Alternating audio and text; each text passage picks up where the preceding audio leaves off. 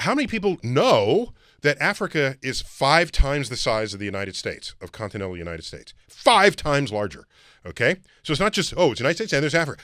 Africa is 5 times bigger. All right, A. B, the exploration of Africa by Europeans, all they could see is that everybody had the same skin color. So when they divided up the world by races, they just say black African. And that became a bin into which they put every person they ever found in Africa. Because they saw skin color. Yeah. They weren't seeing anything else, though. Other elements of genetic diversity, of genetic expression. If all you see is skin color, you'll miss things like height, or intelligence, or motivation. Other things that could be encoded within a person, within a group. So now watch. All evidence shows that life began in Africa and later left Africa to go into Europe and cross Asia, the land bridge into North America and South America, but all began in Africa. You would expect the greatest genetic diversity of the human species to be expressed in Africa. That's what you'd expect, because it all began there, okay? So what do I mean by genetic diversity? Is it skin color? Because that's what everyone thinks about when they... No, forget skin color. Forget it. I'm talking about other features you can measure about people. So if you have the greatest genetic diversity, where would you find the tallest person in the world? It'd be in Africa. It'd be in Africa. You got the Watusi. Where would you find the shortest person in the world? It would be in Africa. You got the Pygmies. Yeah. Where would you find the fastest person in the world? You find him in Africa. We're getting him off the west coast of Africa. Yeah. Where would you find the fastest at long distance with stamina? You'd find it in Africa. It's a different part of Africa. Yeah. You get that from Kenya, which is on the east coast. Yeah. You get the sprinters on the west coast, okay? If you wanted to find the slowest person in the world, it would be in Africa, but there's no contest for that, okay? If you wanted to find the dumbest person in the world, however you want to measure it, it'd be in Africa. So the most intelligent person. The most intelligent person in the world would be in Africa. And in fact, there is a project called the Africa Einstein Project. And they're looking for the next Einstein in Africa. Wow. Because that's where you're going to find the smartest person there ever was in the world. But historically, Europeans are not thinking that Africa is going to have smart people because that's not how they were represented ever. Yeah. Okay? This was written about, Stephen Gould wrote about this in his book, The Mismeasure of Man. There's a shelf in the British Museum that has a brain in a jar. And it's the brain of a famous psychologist, anthropologist, Broca. Okay? And next to it, on another shelf, are the genitals of a black male African in a jar. Wow. Well, that kind of says it all. Did you save the brain of the African? No, you saved his genitals. Did you save the genitals of Broca? No, you saved his brain. So the inherent bias that shaped how this world now sees itself is tragic. Yeah. But so what you need to think of, Africa has all of this diversity. It's not about skin color. It's about all the rest of what it is to be human in this world. We are just seen on the surface. Yeah. I wish you a happy new year and a prosperous new year. Be healthy, and in all your plans, please keep God in all your plans. In everything you do, place God first and don't lean on your own understanding. Your understanding is seriously limited. This is Africa. I'm recording this video right now. This is Africa. Before it was called Africa, it was called Al-Kebulan. We didn't have these 54 countries we have today. We would walk any place. I would visit my neighbor at any time, anywhere. We didn't have crime like the ones we have today. All this modern establishment has been brought about by the white people. The white people who are the colonizers is what I mean when I say white. Africa has long been that big land that everyone wants to come and see. the huge land of black people, the land of the black gold, the Gold Coast, the land of salt, the land of riches. Think of everything nice. You know, the land of the pyramids. We have the pyramids in Egypt, the land of the strong empires, the land where the Europeans were first enslaved. You know, they were called the Moors. They enslaved white people in Spain. These Moors were from the present-day Morocco. Back then, it wasn't called Morocco. It was Alkebulan in totality. They left Africa and they conquered Europe. They enslaved them. You know, we had the richest man who ever lived from Africa. His name was Mansa Musa, and he was from that country of Mali. We know Mali, which is a French-speaking country in West Africa. We had the Songhai Empire, Baganda Kingdom. This Africa, scientists also say that it is the cradle of mankind. Everything that we see, everything that we experience today, that we see different races, we speak different languages, all that human condition, all that anthropology came from Africa. Writing was invented in Africa. First civilization was from Africa. The earliest form of writing was called hieroglyphics. Hieroglyphics was a method of writing that was invented by the Egyptian to record their produces, to tally their population. Scientists say that these savannas in Africa are the ones which are very much conducive. These savannas are the ones which provide the natural conditions that were able to support the early man in development. You know, we had food, we had animals. The early man used to hunt and he used to gather. He used to hunt animals and he used to gather fruits. No, not that way. The salvation I know is the one which comes with Jesus, not the white man. The white man did not come to save Africa from poverty. In fact, they introduced poverty and made it stay here in Africa. Dr. Neil deGrasse is a scientist and is a physicist. His voice is one which is heard with so many. It is an entrusted voice. I'm not appealing to any authority here, but this man has knowledge in what he speaks. You know, he tries and gives the scientific backing to the idea that Africa is the cradle of all ethnicities and Africa is the cradle of all mankind. I want us to watch what Dr. Neil deGrasse has to say, and then I shall give you my thoughts by the end of the video, of course, where we shall also have a deep, critical analysis.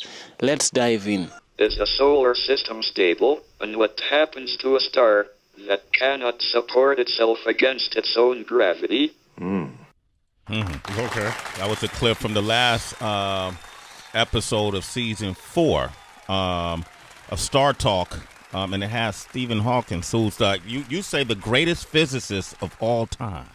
Well, Isaac Newton, definitely. Isaac Newton is okay. Yeah. Okay. No, Hawking is great. No, but he would even agree that Newton is a badass. Okay.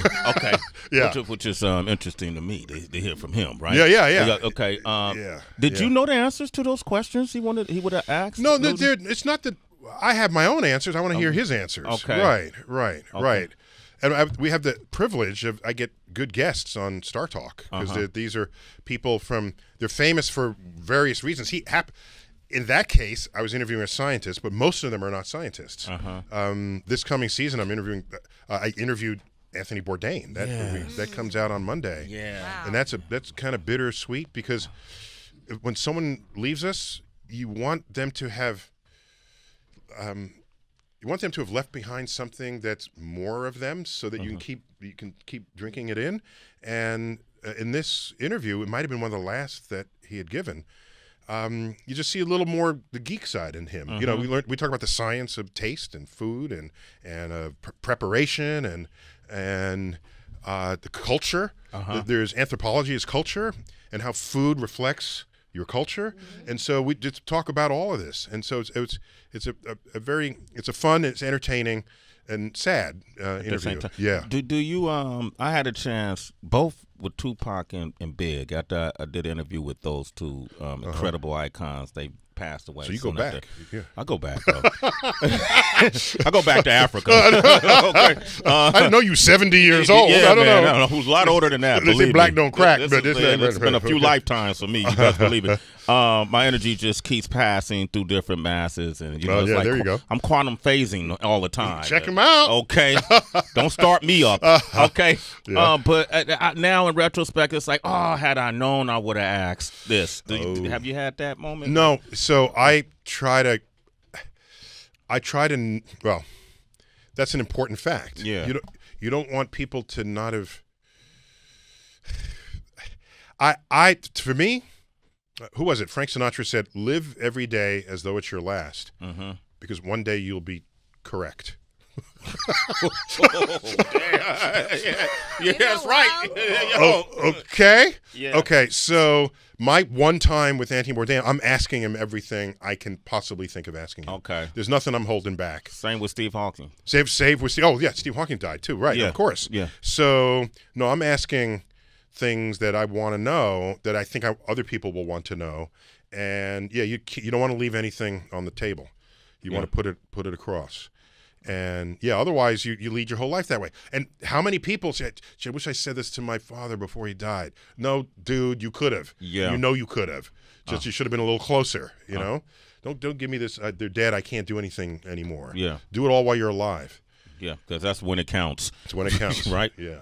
Off the subject a little bit, Neil. So Orlando and we were having this conversation about sleep, and he noticed that he started to have, do they call it sleep paralysis? Sleep paralysis is a thing. Yes. It's a thing, like when you feel like you can't get out of the Right. bed, you can't move, and you feel your mouth talking, but nothing is coming out. You have your muscles, you cannot move your muscles, correct? You can. Yes. Where does that come from? Because The brain.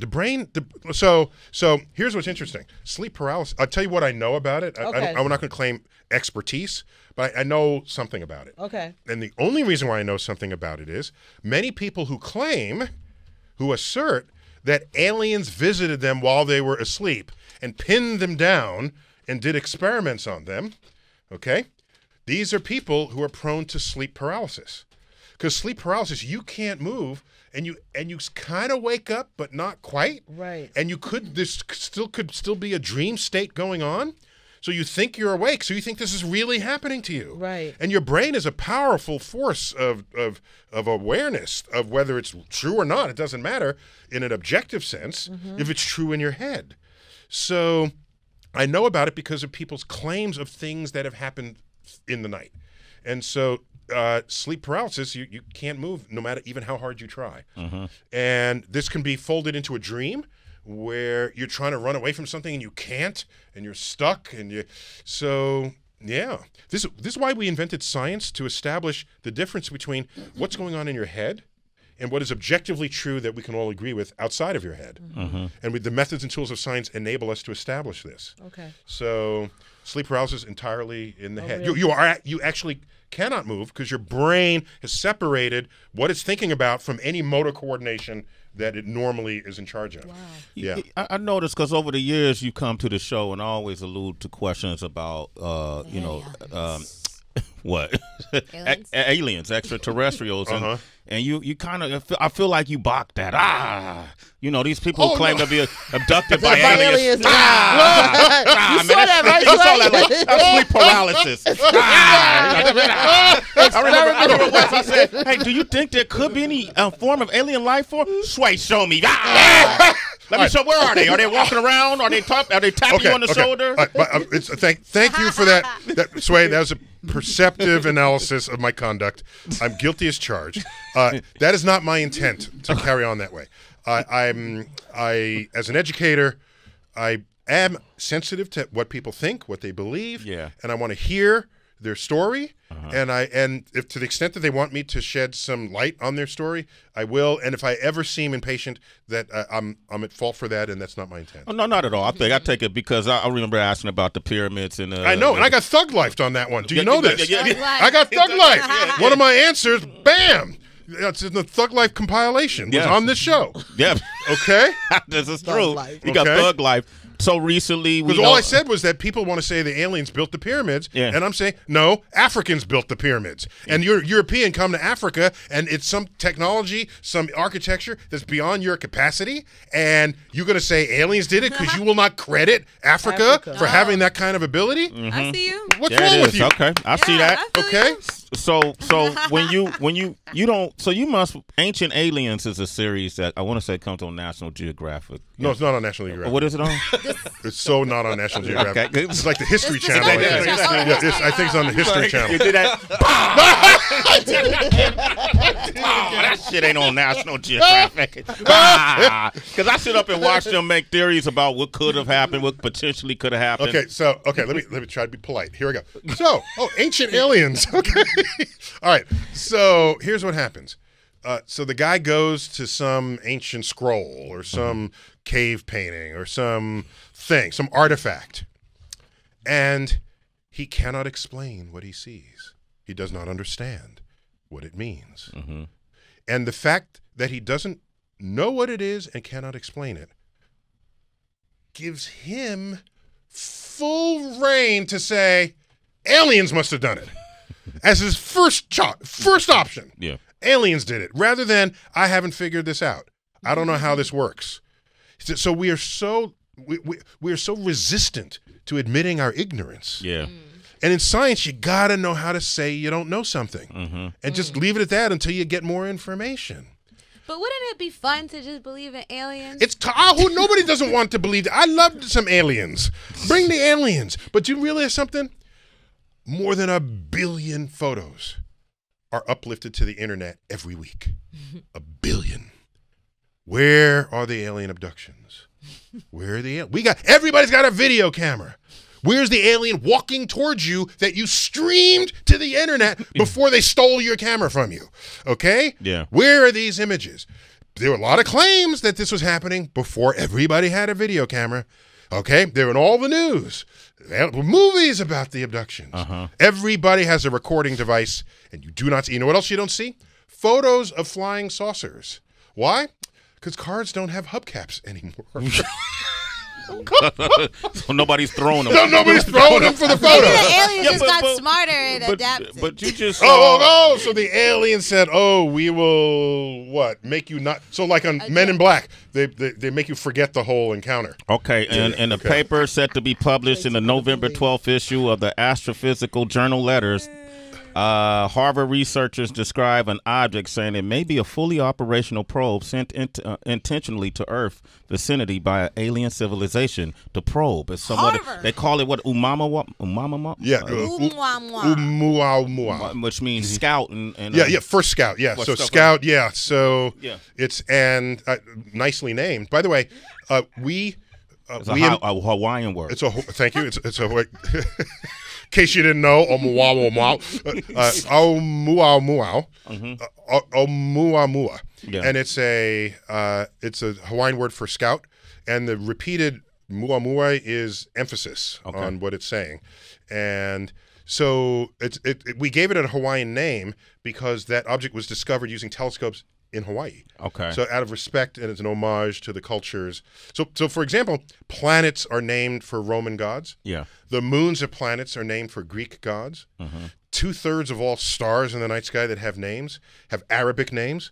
So in our field, we respect the history of people's attempts to understand the universe in this way. Okay. And so Hawaii lends us space to put telescopes to observe the universe. This was discovered there. The takeaway here is that is the first object ever discovered that came from outside of the solar system. It has speeds unlike anything that the sun could possibly sustain here in orbit. That's how we knew it came from. It's an outsider. Okay. And so that's the important discovery number one. It's long and it's like cigar shaped. I think it's broken apart pieces of one asteroid that show up as like a long one object. So, but fine. It has some movement that we can't entirely explain with the gravity that we have available. The sun, the Jupiter. So, does it have agency? Is something controlling it? It's not just a gravitationally driven particle. A motor in there? Yeah, a motor, right? Something, right? So, is your first thought aliens are controlling it. Is that your first thought? or maybe it has ices that when it came closer to the sun, the ices evaporated and created vents, jets, and that will change the trajectory of an object that moves through the solar system. Okay. As an example. So, you know, the history of science has shown that if you think something is actually magic or actually something mysterious, it tends to not be that. So if you're a scientist, you want your first guess to not be so extraordinary as you're out in left field and nobody, you know, then you end up dangling there when we find out how it actually happened. Yeah, it could be aliens. I don't want to discount that, but let's not also discount the fact that it could be outgassing ices that are evaporating. You know, this is Neil deGrasse Tyson. Star Talk Season 5 is premiering on the 12th, 11 p.m. on National Geographic, and it will have on the chef, the writer, who's been on our show numerous amounts of times. Good, beautiful man who passed on. Anthony Bourdain will be your first That's guest. the way to say he's a beautiful man. That's it's his heart and soul, and his intentions, and his life. What a story that is. What a story. And you get into that, right? Well, no. So just a little bit. Okay. We find out it's more about how he's trying to have people understand culture better, and because we live in divided times, and people slice and dice by color, by belief system, by religion, by where you're from, what your accent is, and we're using that as weapons against one another. And like I said, we're all human. Yeah. There's a point I wanted to make earlier. Can I finish it out back here? To Africa. I'm sorry. But it's back to Africa. It's an important point because people forget it. How many people know that Africa is 5 times the size of the United States, of continental United States? 5 times larger. Okay? So it's not just, it's the United States and there's Africa. Africa is 5 times bigger. All right. A. B, the exploration of Africa by Europeans, all they could see is that everybody had the same skin color. So when they divided up the world by races, they just say black African. And that became a bin into which they put every person they ever found in Africa. Because they saw skin color. Yeah. They weren't seeing anything else, though. Other elements of genetic diversity, of genetic expression.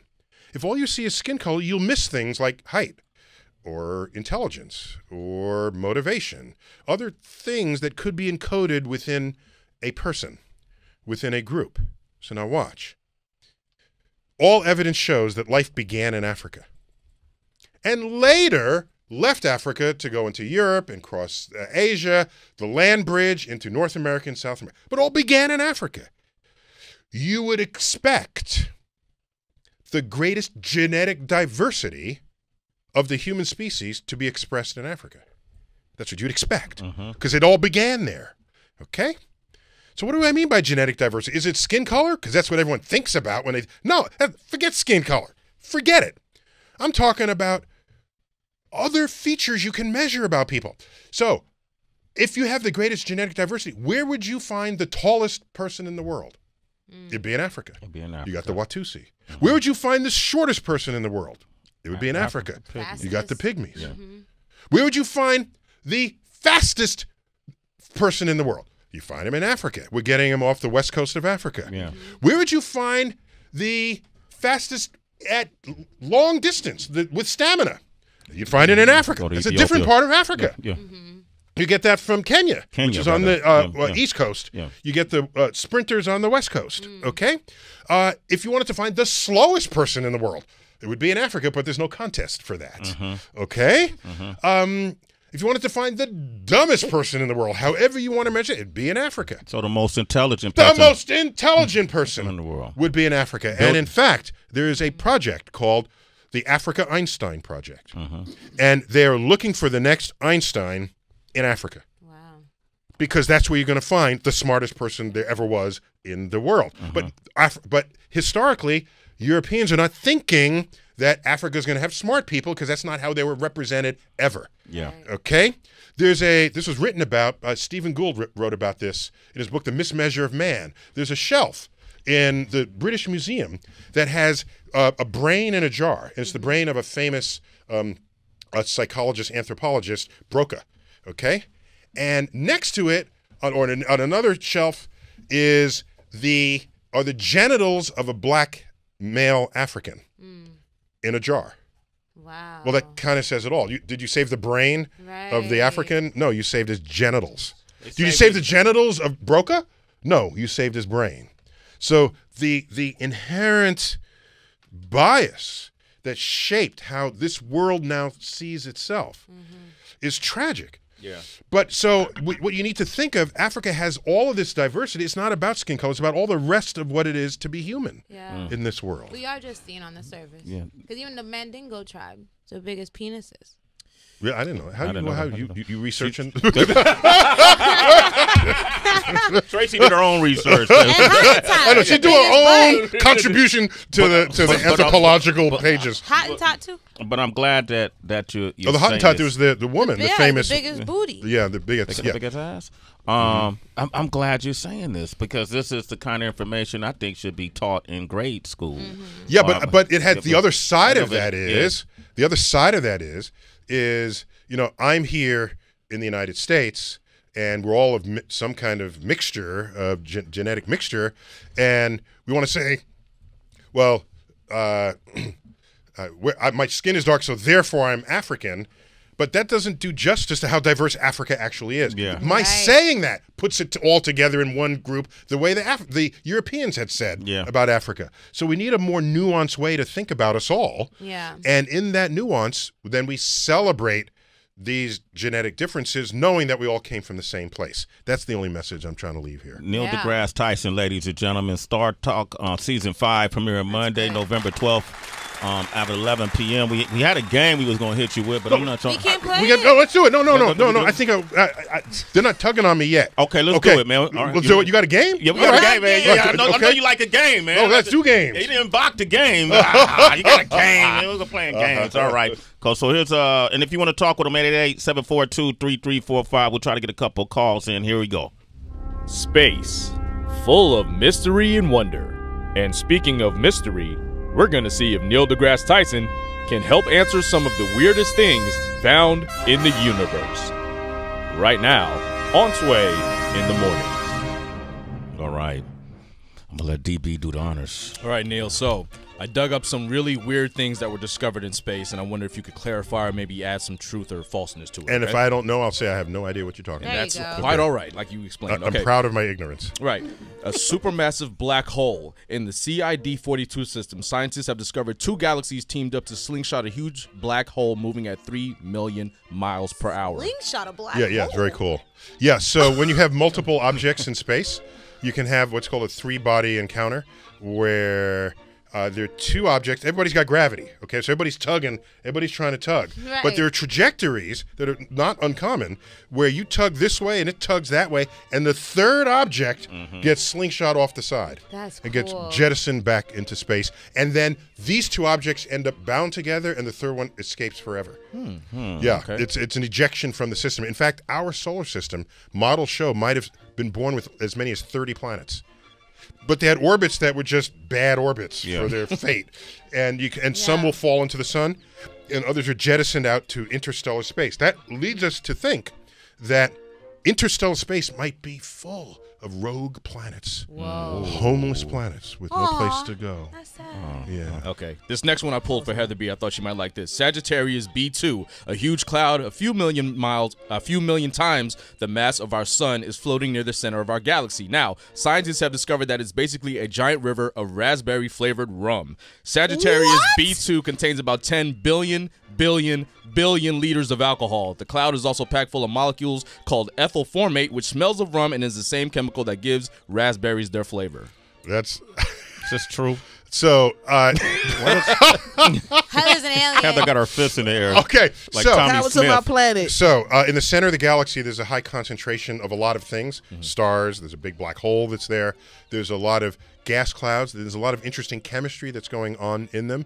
Alcohol is an organic molecule, and we find alcohol in space. And the list of molecules that have been found by a certain kind of telescope that specializes in big molecules, such as alcohol, it's a fun, long, interesting list, and it includes ethanol. So you could get drunk in space. But wait. grab this molecule, and then the other one floating over here. It's not like fifths of bottles hanging, waiting for you. You still got to mix it up. You still got to mix it up. Got work to do even up there. And the Milky Way has a cross, so it's a spiral galaxy. So it looks like a pinwheel, but in the middle there's like a straight section. We call it a bar. It's a bar in the middle. And I wrote an essay about 20 years ago called The Milky Way Bar. And then I talked about the alcohol that is available at the bar, which is just. I know where I'm going. I'm going to Heaven's Way. Okay, there it Be busy. is. Neil deGrasse Tyson, man, it's always a joy to have you on the show. I wish you just became. Thanks, man. You're actually like a sixth member. Yeah. Off the Oh, really? bench. No. You're a member of the team. And by the way, I just want to fess up here that I'm like at the limits of my coolness hanging out with you guys. Because I was on Dios and Miro, De Sousa Miro. and I'm the only guy with a button-up shirt in the whole room, and I'm twice the age of the oldest person in the room. And they're asking me, they're excited because one is from the Bronx and I'm from the Bronx, and had a Yankee hat on, so I got a little bit going there, got some groove on there, but I just knew, I said, let them not ask me something that I'll just make a complete fool of myself. And so one of them asked, okay, I got a nice question for you. You know, who's your favorite Wu-Tang Clan member? And I said, I only know one. I'm saying to myself, so the Jizza. Yeah, okay, cool. And That's like the only one I knew. Because you picked a genius. I You know, know, but I said, it's the only one I knew. Yeah, man. But so I think I hid my inadequacies just in that you one did well. thing. And those guys are great. Now, after carefully listening to this video, I think it is safe and it is wise to share the idea that we have different theories that explain the origin of mankind. We have the creation theory, we have the mythical theory, and also we have the scientific theory.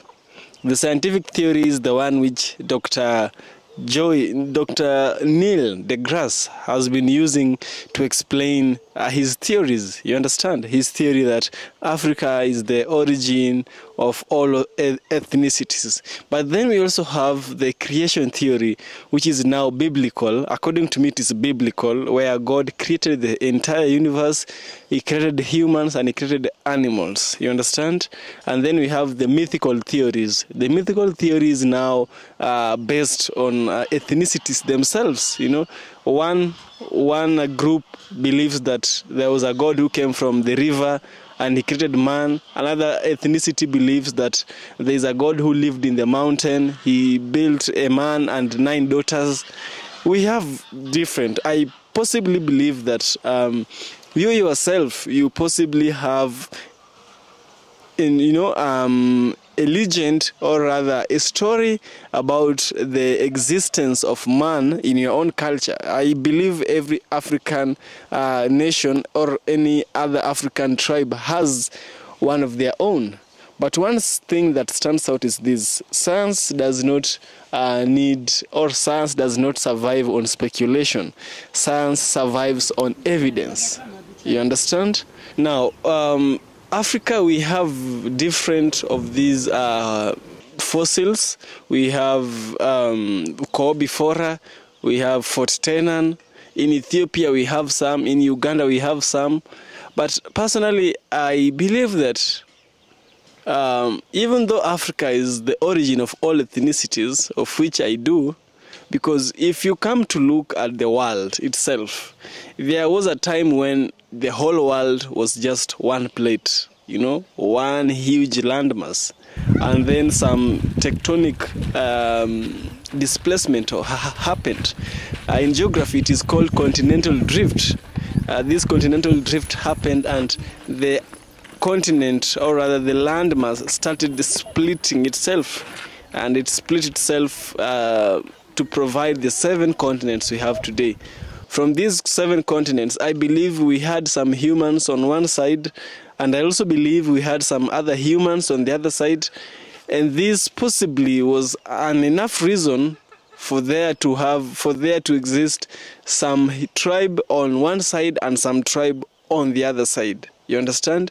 And also, apart from this, there is some evidence that shows that Africans were sailing. Africans were sailors back then, you know. There is even white people say that Africans had the technology back then to traverse the vast Atlantic Ocean. You know, they would build canoes and sail with it for months until they reached the Americas, where they would trade their agricultural technology with the Indians of that time, and then they would come back with those crops. They would exchange crops here and there. It was not only Christopher Columbus who made the first expedition. It was Africans and the Red Indians, you know. And so when someone travels from one place to another, I carry my culture with me. You know, I don't leave my culture behind. I can't forget it.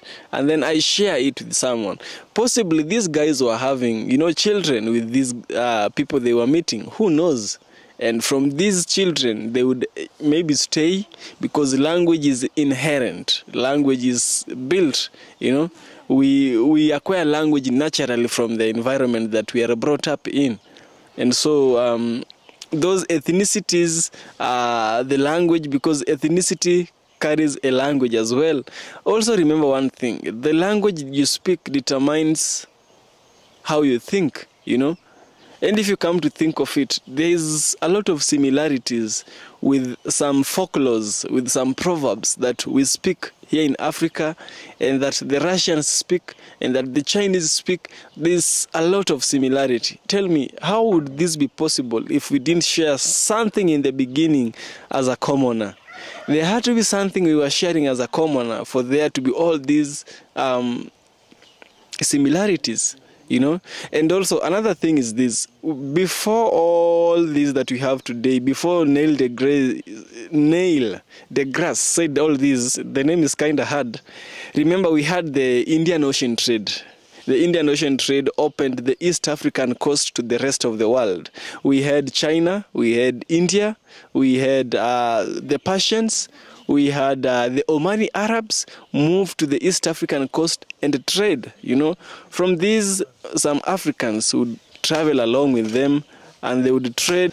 Now, Dr. Neil deGrasse is very right in saying all this, and I applaud him that all life forms, all ethnicities, all human language, all civilization came from Africa.